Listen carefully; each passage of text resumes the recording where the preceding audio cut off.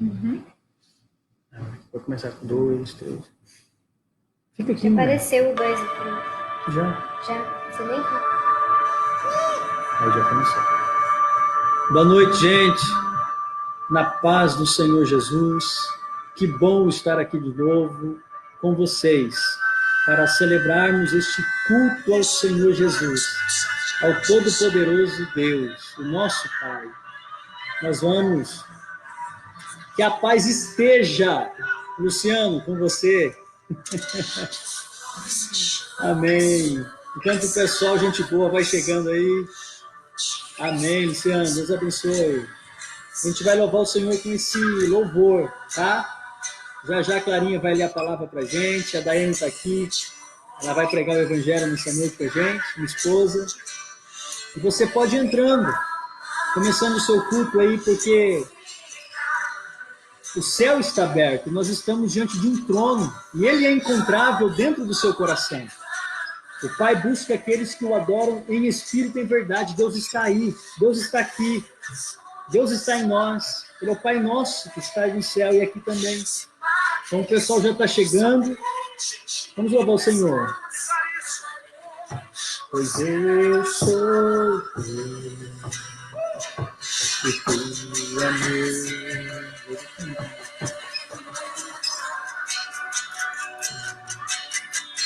Irmã Célia, Pai do Senhor. O Bel, tudo bem? Sérgio, minha mãe. Irmã Zana, Elisângela, Marcelão. Ô Ari, você tá aí, meu irmão? Aleluia, um grande evento. O Ari, Irmã Cidinha, a Ângela, a Jaine, com o Henrique, irmão Emerson, Pai do Senhor. Vamos entrando, gente, pro culto dessa noite. Que bom que vocês estão aí. Carioca, me clamarei.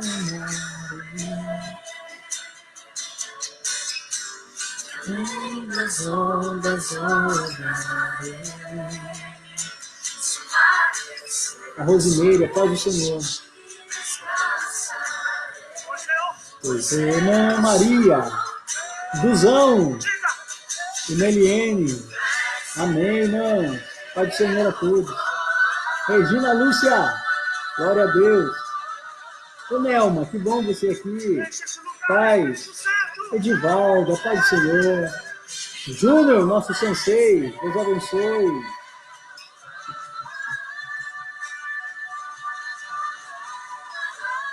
Irmã Usana, saudade, minha irmã Maria.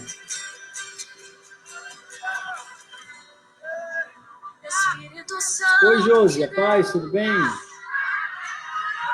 O Márcio, Deus abençoe, Márcio. Nós vamos orar por todos vocês. Ô, Vitão, você tá aí, o Vitor Gesso? Maravilha, irmão. A Jana, tá, Janaína? Tudo bem com vocês? Amém, irmã Jaine. Deus abençoe, Jaine. Ô, William, tudo bem? Tá lá em fartura. Nós vamos orar por vocês, já já. Coloque os nomes, se quiser, tá? Os pedidos de oração. A Ana, Pai do Senhor Ana. Nós vamos orar pelo irmão da irmã Cidinha, o Cícero. Mas com tudo que jaz, não me oferecerá, Senhor, tua presença.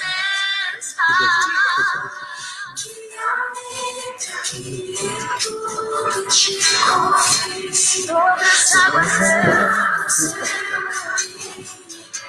por onde quer que chame, leva-nos, Senhor. Amém. Minha fé será mais firme, Senhor, tua presença. Amém, Guzão, você também. Que alegra que em tua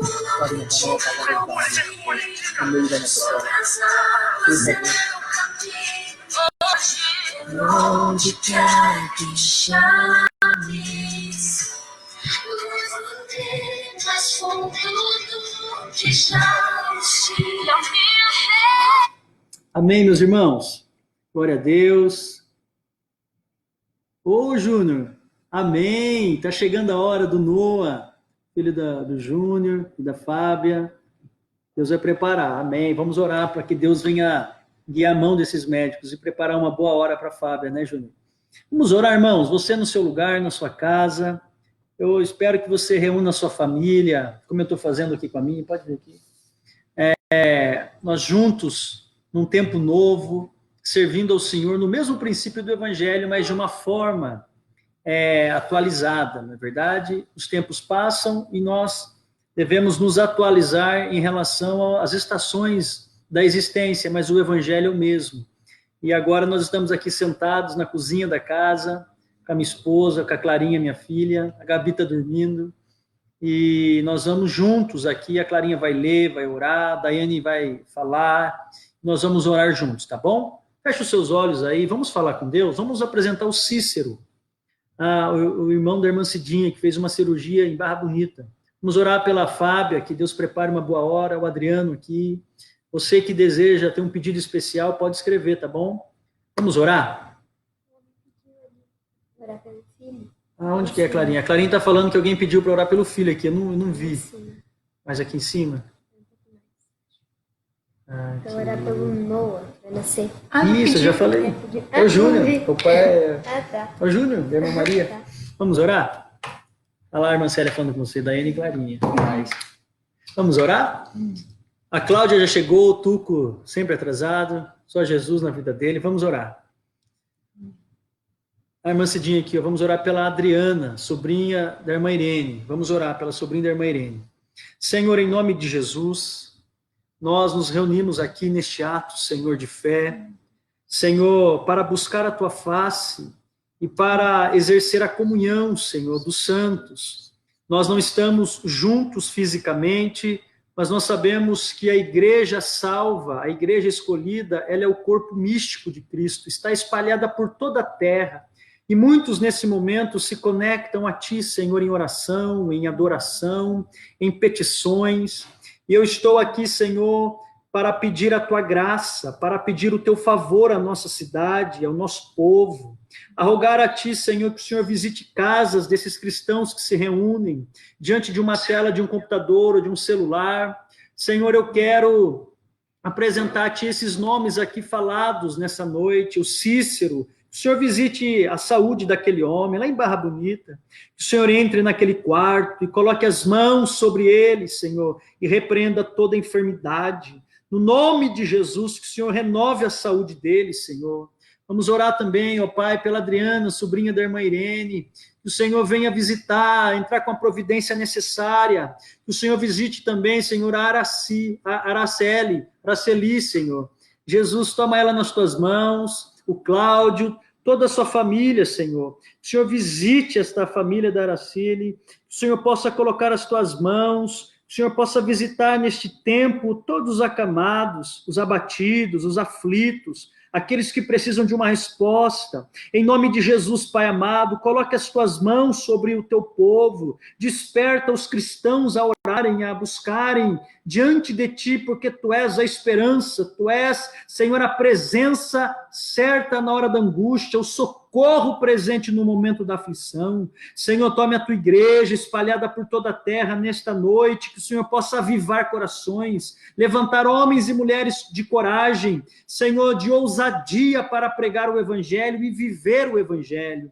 Que nesta noite o Senhor possa falar conosco, mexer nas nossas estruturas, que o Senhor possa mexer nas nossas, Senhor, emoções, no nosso coração, lá no fundo, que o Senhor possa acender a luz. Toma, Senhor, o teu povo nas tuas mãos, os agentes da saúde, aqueles que estão, Senhor, precisando, ó Deus, de uma resposta, de uma direção, que o Senhor possa visitá-los nessa noite, para a glória do teu nome. Meu Deus, faz a tua obra, Senhor, para a honra e glória do teu nome, abençoa este tempo, consagramos a ti, dedicamos essa hora de culto. Nós estamos diante de ti, Senhor, que o Senhor possa receber louvores, adoração e conduzir aqui, Espírito Santo, na sabedoria da palavra, na iluminação que brota do Evangelho. Fala conosco, fale com vidas, onde chegar esta palavra, que ela possa chegar quebrando os cadeados, os grilhões e trazendo libertação, salvação no nome de Jesus, para a glória do teu nome, Pai. Usa-nos em nome de Jesus. Amém. Pastor Ailton, você está aí, meu irmãozão? Bom te ver. Deus abençoe a sua esposa. Fausto, amém, a Fabi, a Letícia já está aí, Luiz Santos, Marcelão, o Ângelo Márcio, Deus abençoe, Ângelo. Um abraço, irmão, para a Ju também. Vamos aqui ouvir mais um louvor, vamos louvar a Márcia, Deus abençoe. Um louvor conhecido da igreja, todo mundo conhece, todos os cristãos conhecem, toca na igreja católica, ouvido na igreja evangélica. Vamos louvar juntos?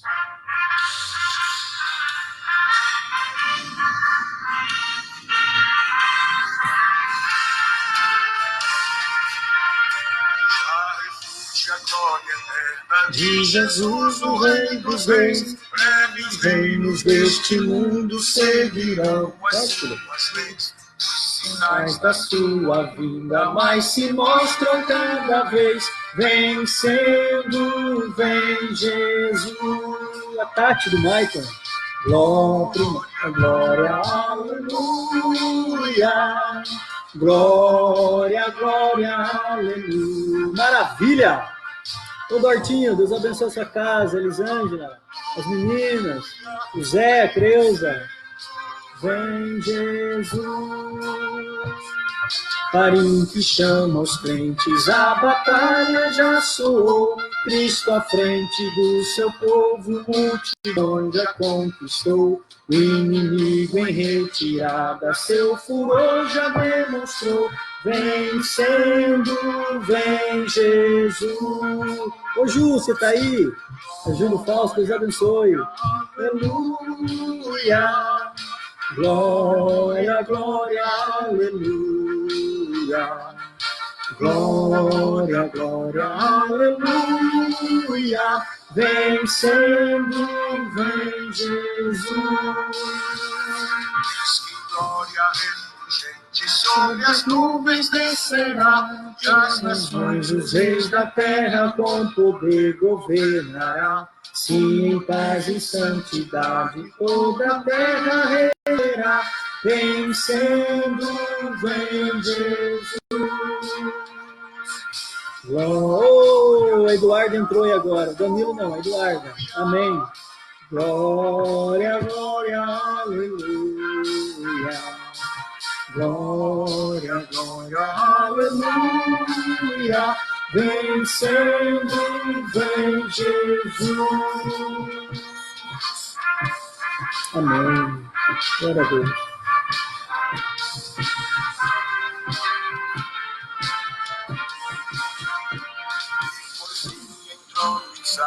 As nações irá julgar, todos grandes e pequenos, o juiz onde entrará. Os inimigos lá no céu irão cantar, venceu o Rei Jesus. Glória, glória, aleluia. Glória, glória, aleluia. Glória, glória, aleluia. Vencendo em Jesus.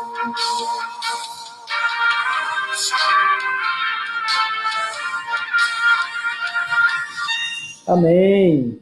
Glória a Deus. Meus irmãos, nós vamos aqui continuar este culto. Você pode deixar o seu pedido de oração, você pode deixar a sua súplica aqui, nós estamos orando. Tivemos uma reunião hoje pela manhã, bem diferente, com os líderes da igreja, 20 pessoas espalhadas na igreja, a distância de 1,62 m, com álcool em gel, com máscara, seguindo a rigor. A nossa igreja, a Igreja Evangélica de Itaí, nós não vamos reabrir o templo tão já, enquanto não houver uma liberação geral dos eventos que aglomeram pessoas. Nós também não queremos corroborar com o caos, nós queremos ser agentes de consciência e de uma fé inteligente na sociedade. Então nós vamos continuar aqui com a nossa live, nós organizamos a liderança, falamos um tema bastante esclarecedor. Nós repensamos a maneira de ser igreja nesse tempo. As coisas estão mudando rápido demais e nós precisamos ter a habilidade de Deus, a sensibilidade do Espírito Santo para a gente conseguir acessar e tocar a nossa geração. Patrícia, Deus abençoe. Então, ali todos os domingos de manhã, nós vamos estar reunidos pelo aplicativo Zoom com a nossa liderança. O irmão Diguinho e a Tati estão vendo isso aí para a gente. E eu fiquei muito feliz da gente poder dar esse passo em estar presente, ser uma igreja que pastoreia também na hora do caos, na pandemia, líderes cuidando de líderes, orando, ligando, passando mensagem. Isso é a vida da igreja. Mantenha a nossa chama acesa, tá bom? Clarinha, com você agora. Paz do Senhor, irmãos. Abra a Bíblia comigo em Atos 16, versículo 19 ao 32. Pastor Rafael, Deus abençoe a Josi. Atos 16, versículo 19 até o 32. Amém. Amém. Vamos orar aqui ao Ângelo falando. Amém. Vamos orar pelo Ângelo, pela Dulce. Vamos orar assim, Ângelo. Amém.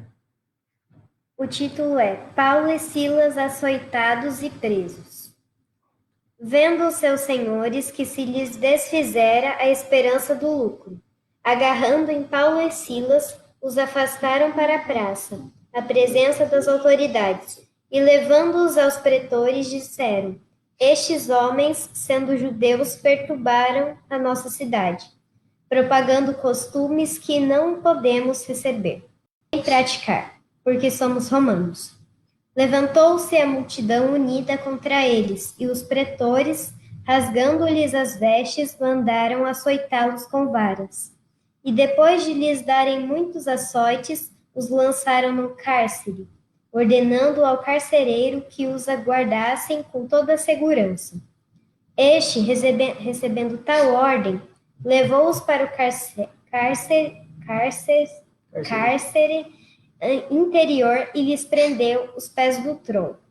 Por volta da meia-noite, Paulo e Silas oravam e cantavam louvores a Deus, e os demais companheiros de prisão escutavam. De repente, sobreveio tamanho terremoto que sacudiu os alicerces da prisão, e abriram-se todas as portas e soltaram-se as cadeias de todos. E agora o título é A Conversão do Carcereiro. O carcereiro despertou do sono e, vendo abertas as portas do cárcere, puxando da espada, ia suicidar-se, supondo que os presos tivessem fugido. Mas Paulo bradou em voz alta: Não te faças nenhum mal, que todos aqui estamos. Então o carcereiro, tendo pedido uma luz, entrou precipitadamente e, trêmulo, prostrou-se diante de Paulo e Silas. Depois, trazendo-os para fora, disse: Senhores, que devo fazer para que seja salvo? Responderam-lhe: Crê no Senhor Jesus e serás salvo tu e tua casa. E lhe pregaram a palavra de Deus e a todos os que de sua casa. Amém. Glória a Deus. Esta é um texto conhecido dos leitores da Bíblia, onde o apóstolo Paulo, juntamente com Silas, está imbuído na sua segunda viagem missionária. Oi, Thaís, tudo bem? Segunda viagem missionária. Paulo foi chamado de apóstolo dos gentios. Por que gentios? Porque Paulo, diferentemente do apóstolo Pedro, de Tiago, irmão de Jesus, foi um apóstolo que pregou o evangelho de Jesus para fora da sua etnia, para fora das cercanias dos judeus. Os judeus tinham a consciência e o entendimento de que eles eram o povo escolhido, de fato eram, e o pensamento, o entendimento que eles tinham do Velho Testamento era que Deus era o Deus deles, Deus de Israel só. No Novo Testamento, Jesus amplia a capacidade de salvação. Jesus ele reinterpreta a lei de Moisés e ele amplia para o mundo todo aquele que crê, independente de ser homem ou mulher, de raça, de etnia, de língua, de nação, é salvo. O evangelho é universal, ele compreende do nascente ao poente, ele tem possibilidade e eficácia de salvação a todo aquele que crê, de sorte que a cruz de Jesus é uma cruz que convida toda a humanidade a se render, toda a humanidade a reconhecer que Deus estava em Cristo, reconciliando e salvando o mundo. Então Paulo está no seu ministério para fora das cercanias do templo de Jerusalém, e Paulo está juntamente com o seu cooperador Silas. Ele está na sua segunda viagem missionária e agora ele está abrindo fronteiras. Paulo está desbravando as nações e levando o evangelho e a ressurreição. Paulo tinha uma única mensagem: Jesus é o Cristo prometido dos profetas e ele ressuscitou e está vivo, é o poder da ressurreição. E Paulo, ele está com Silas e ele chega na região de Filipos, na Macedônia, a primeira região da Europa, a leste da Europa. Paulo, ele leva o evangelho ali e ele fica alguns dias na cidade de Filipos, uma cidade romana, regida por critérios romanos, por legislação, por normatização romana, e Paulo sai à beira-mar para orar com Silas, e ele vê algumas mulheres na praia, e ali ele comunica o evangelho, ele expressa o evangelho de Jesus. Toninho em português, Deus abençoe. Ele expressa o evangelho de Jesus, e uma mulher chamada Lídia crê, recebe Paulo e hospeda Paulo e Silas na sua casa, e Paulo fica alguns dias naquela cidade. O texto de Atos 16 nos diz, o contexto todo, que uma menina, que era objeto de lucro dos seus senhores da cidade de Filipos, tinha um espírito maligno, um demônio, de adivinhação, da quiromancia, da prática da adivinhação. E conforme Paulo e Silas andavam na cidade, a sua localização, ela ia atrás gritando: ei, estes são homens de Deus que ensinam o caminho, são homens que explicam o caminho da salvação. E aquilo foi indo, até que um dia o apóstolo Paulo, ele se irritou com aquilo e olhou para trás e disse: em nome de Jesus o Cristo, sai dela. E o demônio saiu daquela moça, ela ficou liberta. Entretanto, ela que gerava volume de dinheiro, de arrecadação financeira para os seus manipuladores, os senhores, acabou. E o lucro da cidade, de alguns místicos da cidade, ruiu. Então pegaram Paulo e Silas, o levaram à praça pública arrastado, rasgaram as suas vestes a costas e fustigaram com varas a praça pública, sem direito à defesa, sem direito a expressar o seu direito, o direito de cidadania. E eles apanham a praça pública, uma quarentena menos 1, 39 chibatadas, era o costume permitido pela legislação da época, e depois de estarem com a costa dilacerada, todos machucados, de vergões, de sangue, de hematomas, eles são lançados por um carcereiro. Eles estão agora no domínio de um carcereiro, e esse carcereiro os prende. Irmã Penha, Pai do Senhor, o carcereiro os prende na prisão interior. Havia 4 celas até chegar na última prisão, onde ficavam os presos perigosos, de motim, de tumulto, e Paulo e Silas estão acorrentados de mãos e pés no tronco, com a costa toda cortada, tudo rasgado, em sangue. E o carcereiro fecha a cela e volta para o seu posto da cela da frente, e diz o texto que por volta da meia-noite, Paulo e Silas oravam e cantavam hinos ao Deus dos céus. E se diz que, de repente, sem qualquer explicação, sem qualquer precedente, sem qualquer aviso, sem qualquer sinalização, há um terremoto naquele lugar. E a cadeia treme, estremece, as colunas se abalam, as cadeias se rompem, as correntes se rompem, os cadeados quebram, e as portas de cada cela daquela grande fortaleza de prisão são abertas. E quando é aberto, o carcereiro vê tudo aquilo, as portas abertas. Ele era o responsável pelos presos diante dos romanos. Diz que ele tirou da sua espada, estava a ponto de se suicidar, se matar, se lançar sobre a ponta da espada. Um homem, com uma voz lá no fundo, lá da prisão interior, chamado Paulo de Tarso, ele grita: não faças tal, não se mate. Nós não fugimos, nós estamos aqui. E diz o texto que aquele homem no escuro pediu luz, entra correndo na prisão de Paulo e Silas, se ajoelha diante deles e diz: o que eu faço para eu ser salvo? Ao que Paulo responde: crê no Senhor Jesus, e vai ser salvo não só você, porque eu sei que você tem uma família, uma esposa, tem filhos, vai ser salvo você e a sua casa. e aquele carcereiro cuida de Paulo, prensa as feridas, o leva para sua casa, Paulo se alimenta, prega o evangelho, eles creem em Jesus. E o que essa história tem a ver comigo, com você aqui hoje? O que essa história tem a ver conosco 2000 anos se passados? O que essa história, que esse texto do relato do Novo Testamento tem a ver com a sua realidade na nossa cidade está aí, tem a ver com o nosso tempo de pandemia, de crise, de quarentena, de reclusão. O que esse texto tem a ver conosco? Quer falar, amor? A Daiane vai falar, é que ela está muito linda hoje, gente, ela se ama demais para fazer as lives, que eu me desconcentro aqui. É muita beleza demais. Continua, mulher. Graça e paz, amados, tudo bem? Hoje, então, nós estamos estudando sobre essa questão, sobre o comportamento de Silas, de Paulo e do carcereiro, diante dessa situação. Então, hoje, meditando um pouquinho sobre crises, um momento muito oportuno para se falar de crise, Nós temos uma grande tendência... Nós temos uma grande tendência, uma cultura muito forte de fugir das crises, não é verdade?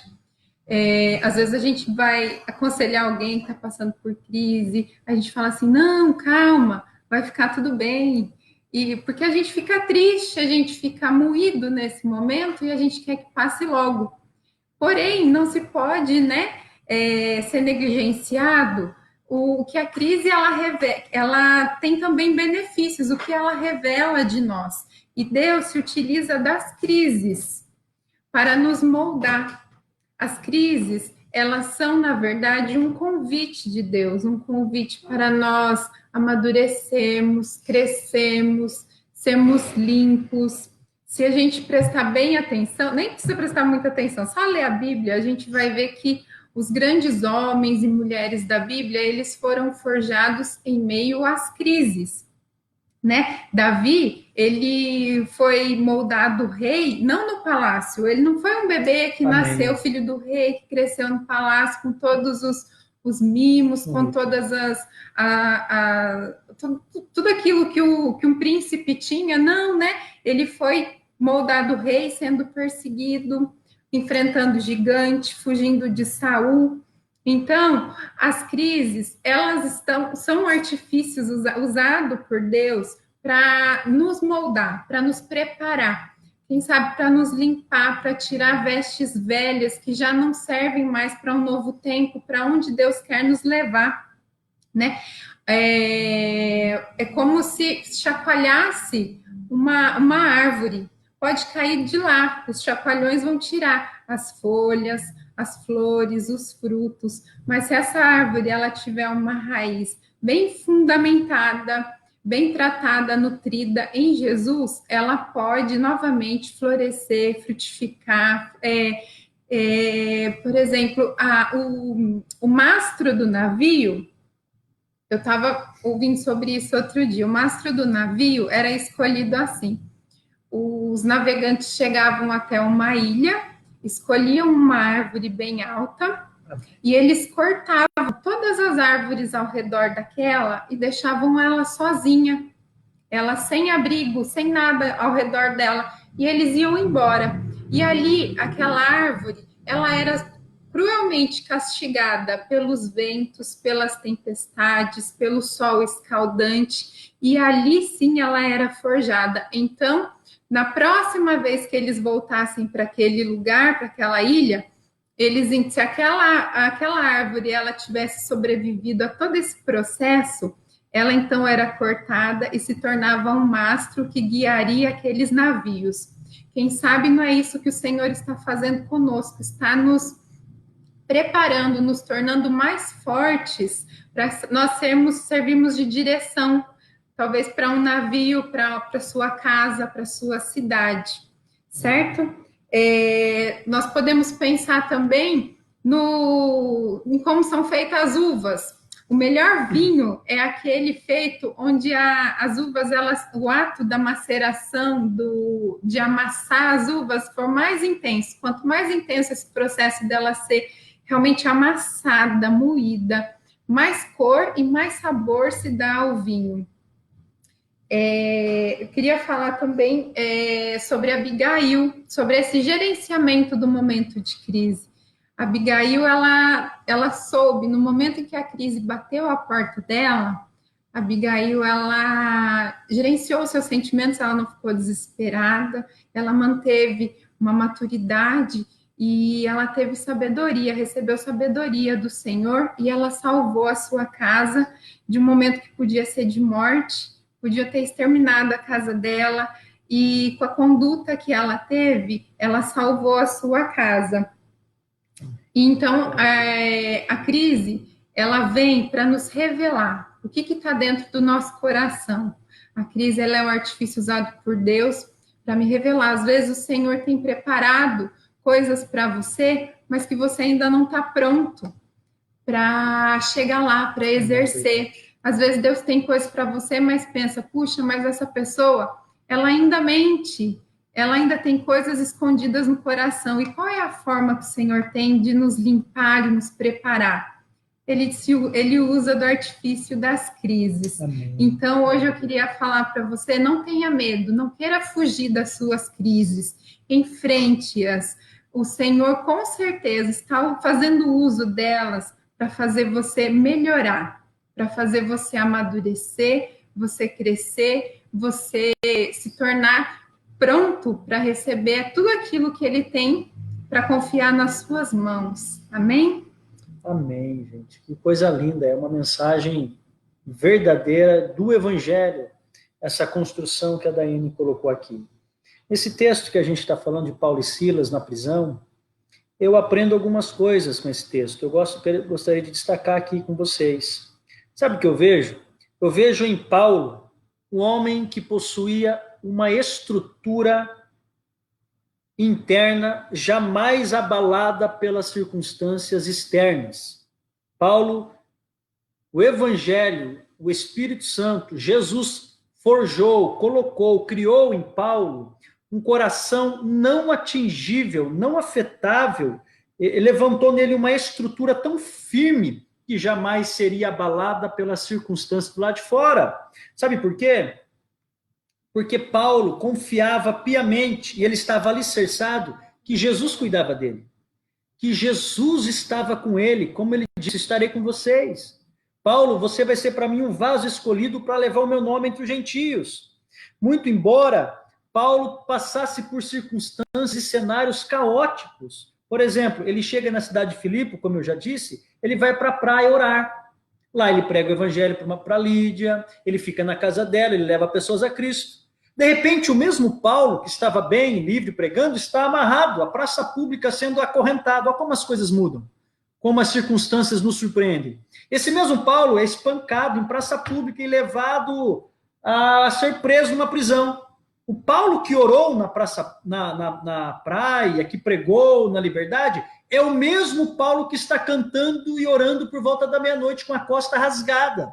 Perceba que os cenários mudam da praia para a prisão e para a humilhação da praça pública. Mas o coração de Paulo é o mesmo, que confia que Jesus tem cuidado dele, que confia que Jesus está dirigindo e usando toda essa prisão, esse arcabouço todo, para o nome dele ser glorificado.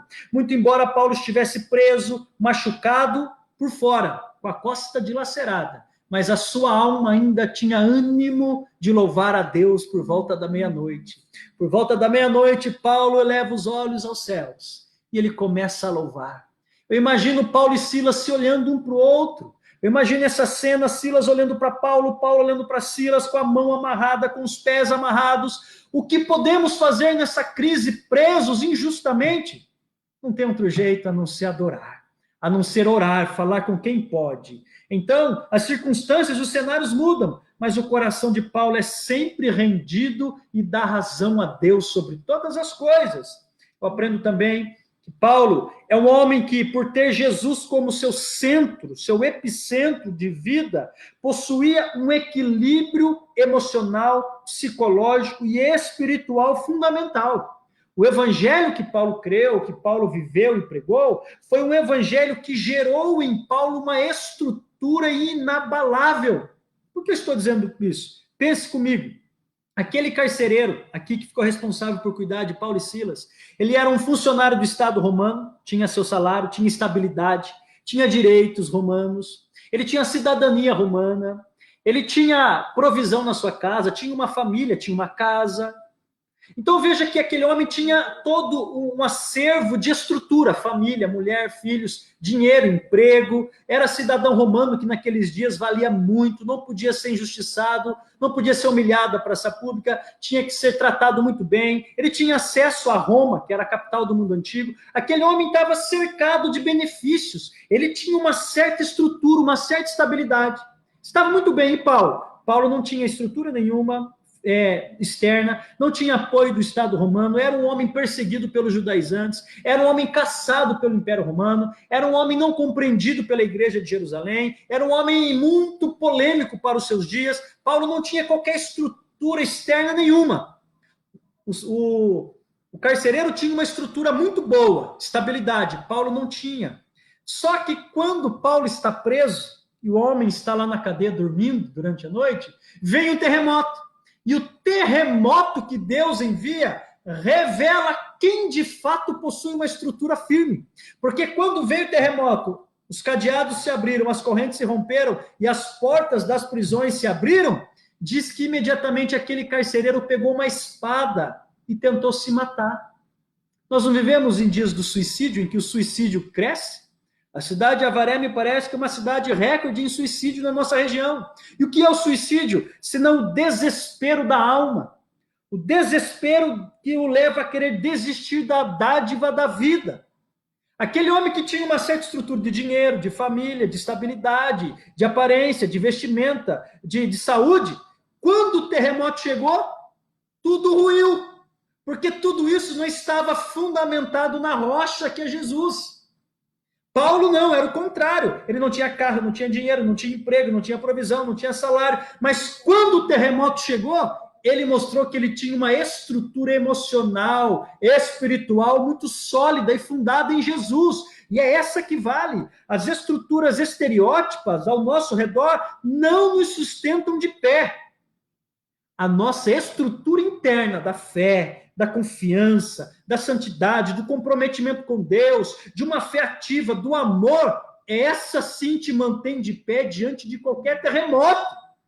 Então eu estou diante de um carcereiro que parece ser alguma coisa, que parece ter emprego, que parece ter dinheiro, que parece ter estabilidade, que parece ter família, que parece ter casa e posses, mas quando o terremoto chega na vida dele, ele se desespera e quer se matar.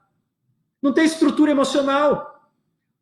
Ele se rende ao desespero, ele se rende ao medo, ele se rende ao absurdo de pegar a própria espada. Se Paulo não gritasse, não falasse com ele, ele ia se matar. Mas não era o Paulo que tinha que se matar, que estava todo machucado, apanhado, humilhado, injustiçado. Mas isso não afeta a estrutura interior. A estrutura interior, ela não é pautada nos acontecimentos do lado de fora, se eu estou empregado ou não, se eu tenho mulher ou não, se eu tenho dinheiro ou não, se eu tenho um carro ou não, se eu tenho dinheiro, posses, casas e estabilidade ou não. Isso tudo passa, isso rui. O que vale é aquilo que fica para a eternidade, que é um caráter de pé, que é um coração confiante em Deus, que é uma estrutura, uma casa existencial erigida sobre a rocha, como Jesus falou, porque ventos vêm, tempestades vêm, o rio vai descer.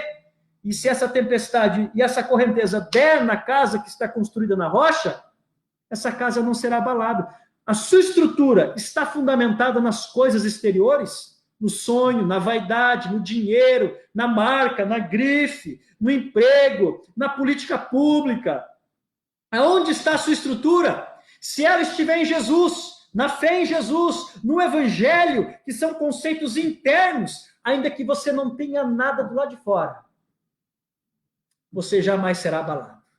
Você será como os montes de Sião, que não se abalam, mas permanecem para sempre. Talvez a sua crise está nisso. Você está apoiando os seus sonhos, a sua estrutura naquilo que é de fora, naquilo que perece, naquilo que muda. Hoje, ouça Deus falar com você.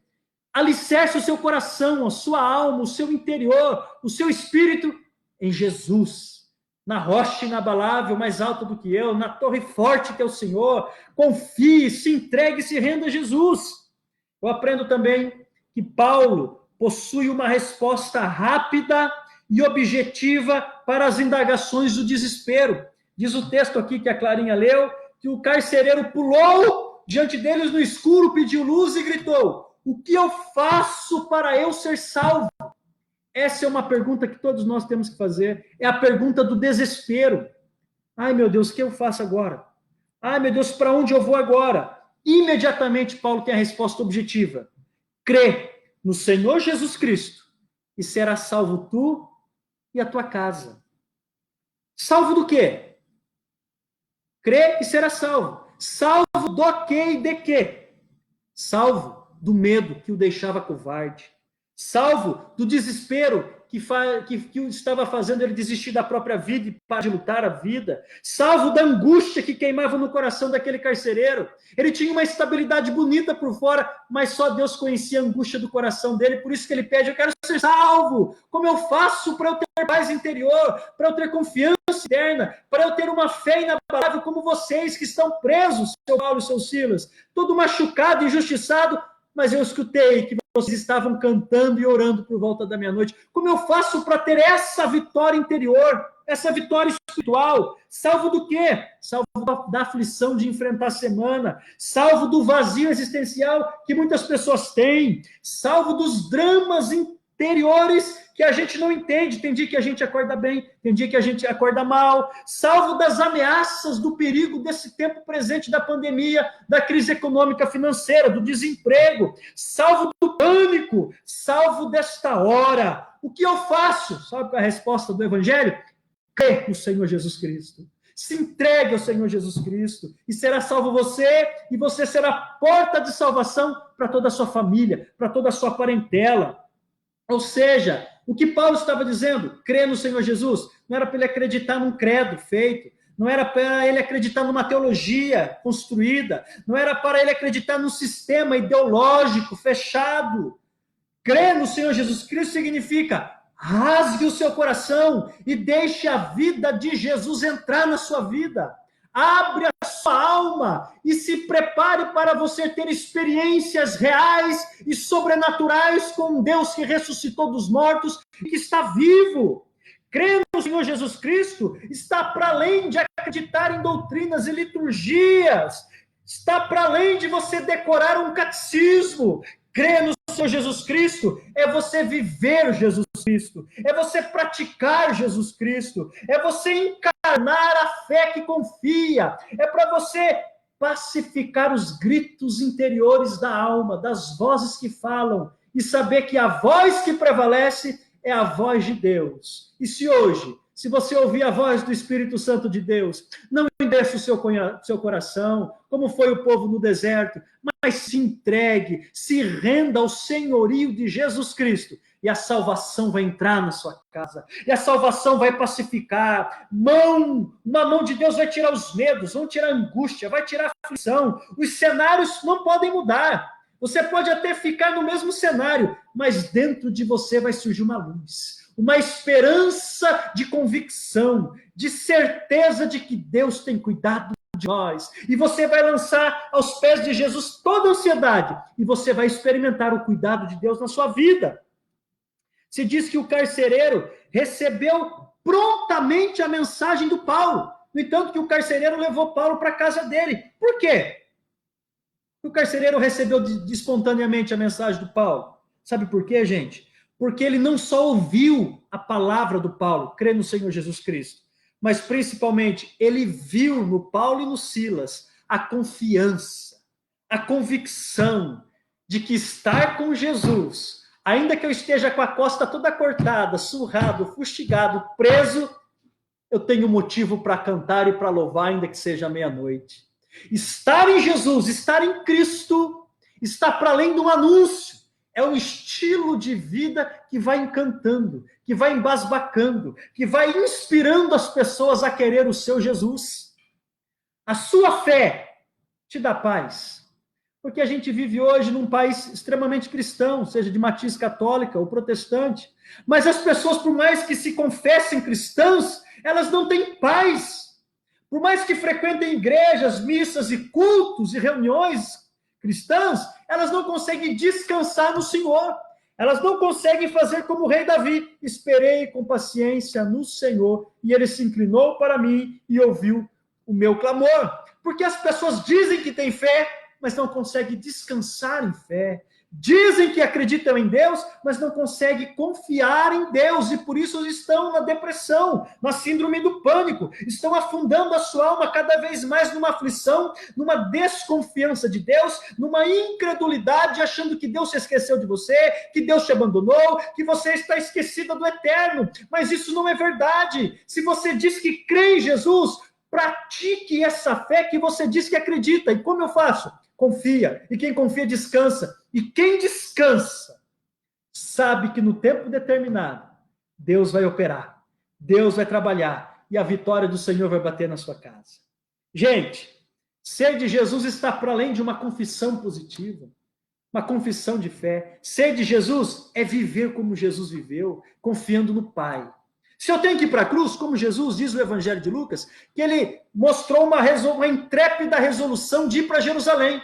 Sabe para quê? Para abraçar a cruz e morrer. Se eu tenho que enfrentar isso, pelo amor de Deus, uma fé que me dá coragem, eu enfrento, eu abraço a cruz, eu vou, porque é propósito de Deus. Nós precisamos ter uma fé que gere paz, que pacifique as pessoas estão em conflitos, as pessoas estão digladiando. Olhe para o Facebook e veja as pessoas se ofendendo, se martirizando, litigando, brigando, perdendo amizade, ofendendo pessoas, escrevendo coisas da interioridade que não convém escrever numa página pública. Por quê? Porque elas estão afundadas em carências e aflições. E a salvação, qual é o que eu faço para ser salvo desse tempo? Crê no Senhor Jesus, ou seja, se entregue, se renda e viva com essa implicação de confiar, de descansar, de saber que Deus é soberano para intervir na sua história, que Deus sabe onde você mora, que Deus sabe quem você é, que Deus conhece o seu CPF, que Deus conhece a sua realidade, que Deus conhece o momento e o tempo que você está vivendo, e no tempo oportuno Deus irá tratar com você. Mas aproveite esse momento de crise para enraizar uma fé que te dê paz, que te dê coragem, que pacifique a sua alma. Assim como a corça, que teve paz quando encontrou a água, assim a minha alma tem sede da paz, tem sede de Deus.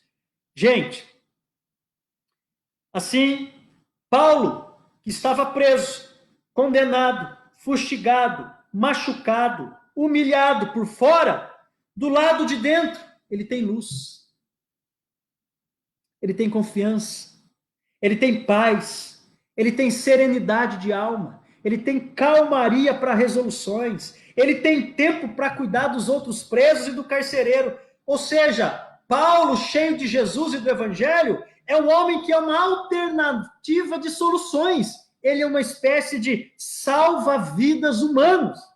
Ele é uma espécie de salva-vidas da graça. Veio o terremoto. Os alicerces do cárcere se abalaram. O homem quer se matar. Os outros presos estão ali. Está escuro, é meia-noite. Paulo está acalmando as pessoas. Calma, nós estamos aqui. Entre aqui, não se mate. Tira a espada da mão dele. Eu tenho a solução para a sua vida. Crê no Jesus. Como o seu Senhor Jesus, encarne Jesus, se renda a Jesus, ele vai salvar não só você, porque a salvação de Jesus não é estanque, não é uma represa, é um ribeiro que desce, é uma correnteza, é o rio de Deus que leva a salvação a toda a sua casa. Ou seja, não permita que o momento que você vive de caos, de crise, de solidão, de grunhido, de gemido, de dor, interfira no seu relacionamento com Deus e te dê paz. Paulo é um salva-vidas humanos. Mano, sabe o que a gente precisa nesses dias? De salva-vidas de alma, de pessoas que tragam esperança, de pessoas que tragam uma palavra de bondade, de ânimo, de renovo, de refrigério. É isso, nós estamos aqui para isso. E por fim, gente, eu estou encerrando aqui. Diz que quando Paulo e Silas cantavam e oravam ao Deus dos céus, houve um terremoto. Ou seja, quando Paulo, injustiçado, clamou, Deus se manifestou. Você que está orando, espera no Senhor. Se Deus ainda não se manifestou, não se desespere.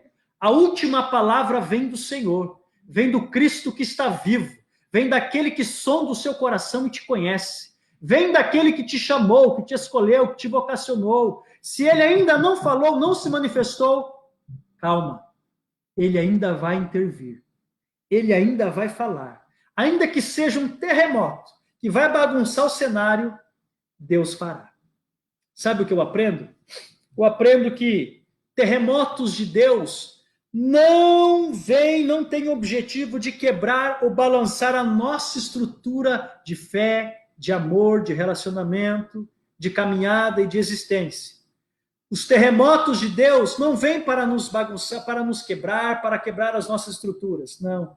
O terremoto de Deus vem para revelar que tipo de estrutura interna nós temos. Revelou a estrutura do carcereiro? Nenhuma. Revelou a estrutura do Paulo. De pé, ereto, firme, alicerçado na rocha, firme no Senhor. Se está apanhando, estou com Jesus. Se está sendo injustiçado, também estou com Jesus. Se estou preso de pés e mãos manietado no tronco, eu vou cantar, eu vou orar. O meu corpo está preso, mas o meu espírito é livre para adorar. Gente, isso é sanidade pura. Isso é um absurdo da fé, da graça. Isso é terapia. Louvar a Deus quando as coisas não vão bem. Orar e confiar e ter a convicção que Ele virá te faz muito bem.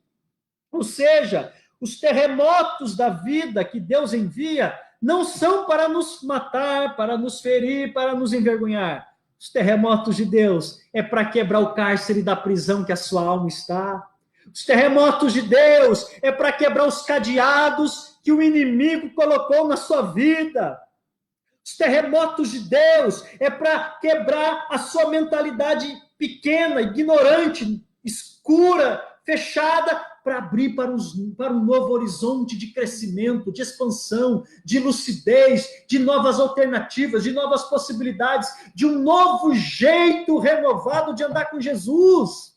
Os terremotos de Deus não é para te matar, você não vai estar tremendo, você está balançando, Deus se esqueceu de mim, eu vou cair. Não vai! Os terremotos de Deus são maneiras de Deus intervir para te tirar do fundo das prisões e te trazer para a liberdade para a qual Cristo te libertou.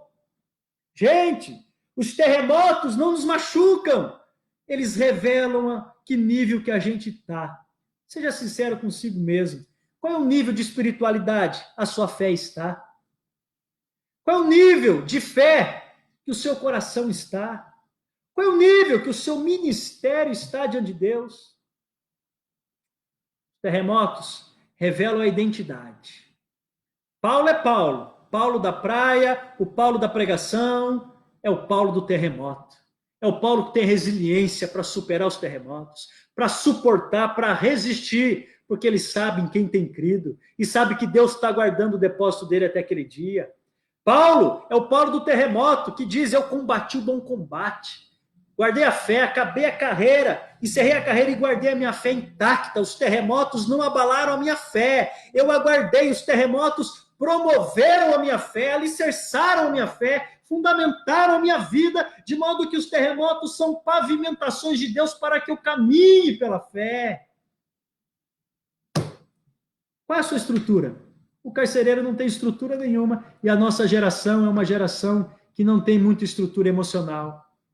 Não possuímos o autocontrole, não possuímos a paciência de aguardar com esperança, não possuímos a mansidão, somos repentinos, somos imediatistas, que ofende, que responde o famoso 5 minutos, vai, faz com a mão, se machuca, se ofende, faz tudo errado. Não temos longanimidade, não temos a sabedoria de aguardar em Deus, de reagir conforme Jesus. Como Jesus reagiria no seu lugar?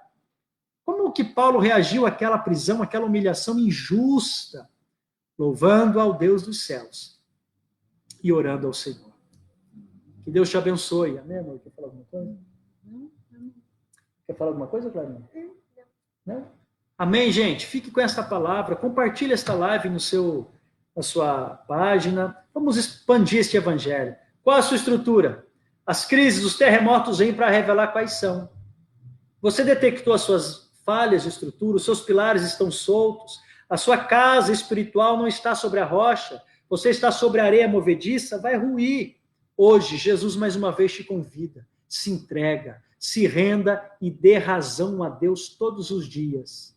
Amém? Vamos orar? Agradecendo a Deus por este culto, por este tempo. Ora, mulher, pode orar. Senhor, obrigada por esta palavra.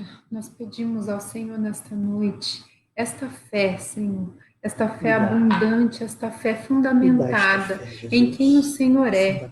Ó Senhor, nos ajuda, que nós possamos, ó Deus, ter a nossa estrutura firmada em Ti, Jesus. Nós queremos, ó Deus querido, estar totalmente fundamentados naquilo que o Senhor é, na palavra da verdade, ó Senhor.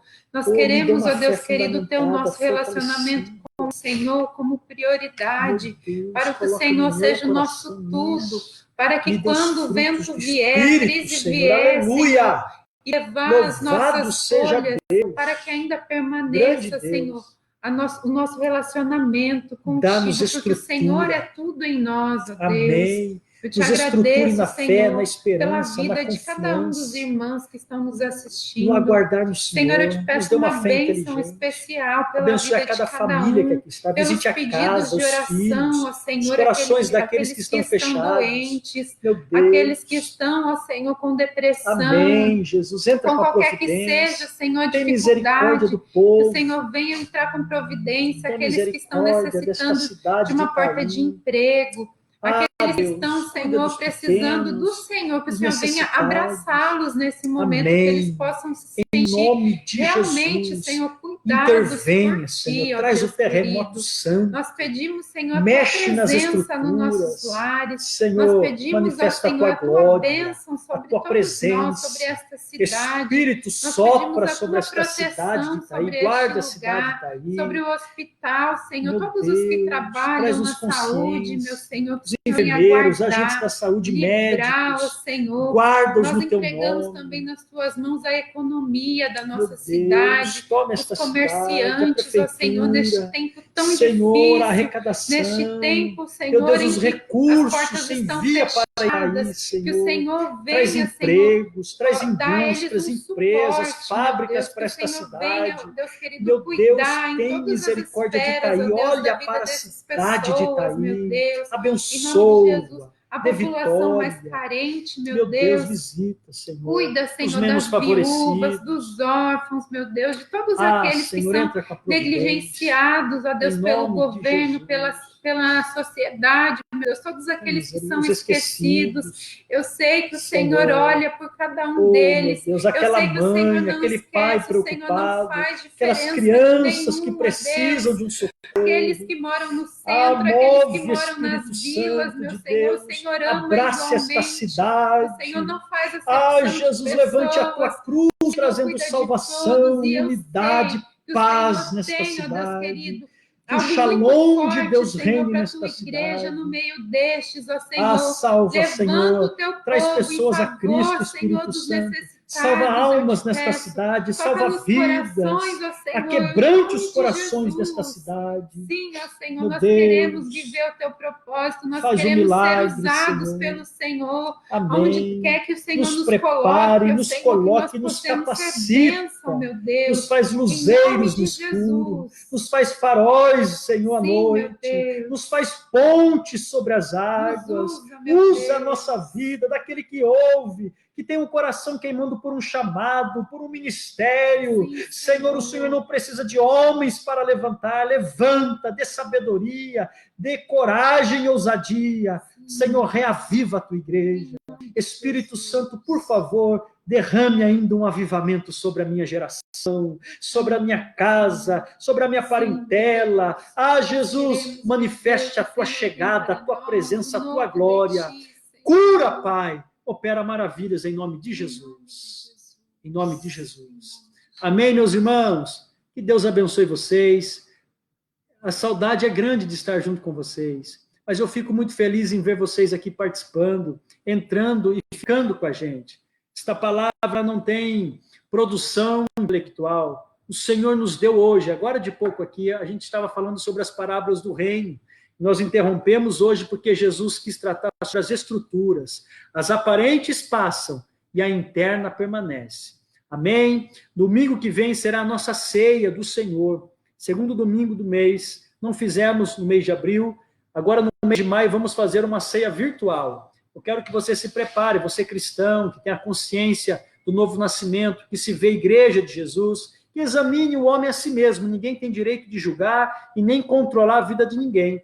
É você e a sua consciência, sacerdote da casa, sua esposa, o marido, seus filhos, e nós vamos ceiar com a família, tá bom? Você vai aí pegar o seu elemento, o pão, que tipifica o corpo, o suco de uva, que tipifica o sangue de Jesus, e nós vamos ceiar em família. Você vai servir a sua família, os seus filhos e a sua esposa, tá bom? Se prepare, domingo que vem. Mas nós vamos fazer uma outra live durante essa semana, quinta-feira temos culto, e fique atento, orem, vamos estar orando, vamos unir em oração, separe um horário para você orar, tá bom? Que Deus abençoe, estamos à disposição, vocês têm meu telefone, nós estamos aqui nos colocando na brecha, como instrumentos para abençoar a sua vida, para abençoar esta cidade.